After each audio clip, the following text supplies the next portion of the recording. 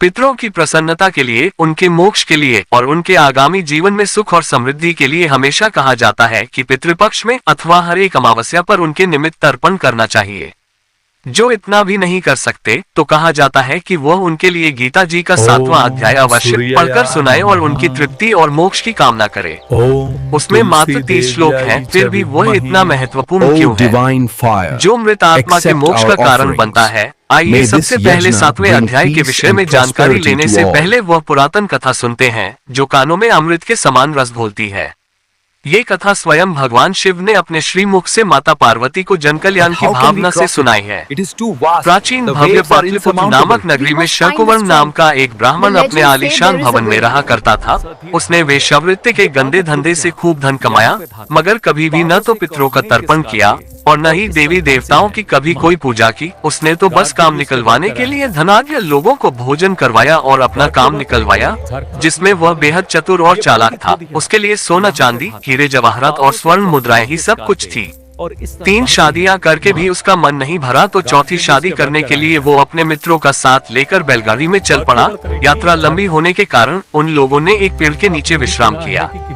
रात्रि में जब सभी लोग सो गए तब पास की बाम्बी से एक सर्पकाल बनकर निकल आया और उस ब्राह्मण के हाथ में काट लिया। उसकी आवाज सुनकर सभी उठ गए, मगर बहुत कोशिश के बाद भी उस ब्राह्मण को बचा नहीं पाए।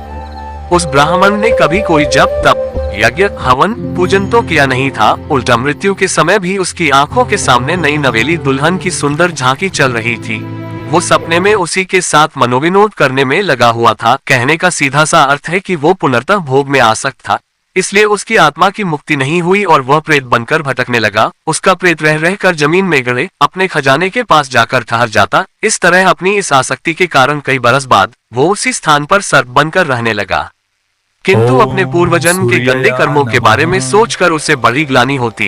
एक दिन उसने अपने बेटों को दर्शन देकर कहा, मेरी मुक्ति के लिए कुछ करो। मैं इस जगह पर अपने खजाने में ही घर बनाकर सर्प बनकर रह रहा हूँ। सभी बेटे सर्प की बताई जगह पर खोदने लगे। तब वो सर्प बाहर निकल आया और कहने लगा, ऐसा क्यों कर रहे हो? तब बेटों ने कहा, हम आपके बेटे हैं और आपके कहने पर ही यहाँ पर आए हैं।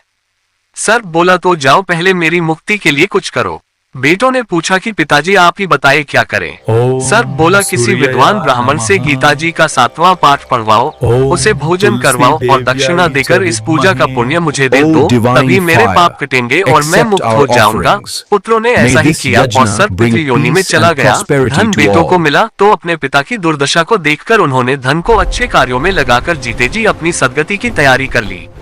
कैसी लगी वीडियो कमेंट करके जरूर बताएं और जो भी भाई बंधु बहन चैनल पर नए हैं कृपया चैनल को सब्सक्राइब करें और ज्यादा से ज्यादा शेयर करें और कमेंट बॉक्स में अपने इष्ट का नाम लिखना न भूलें। जय जय श्री सीताराम।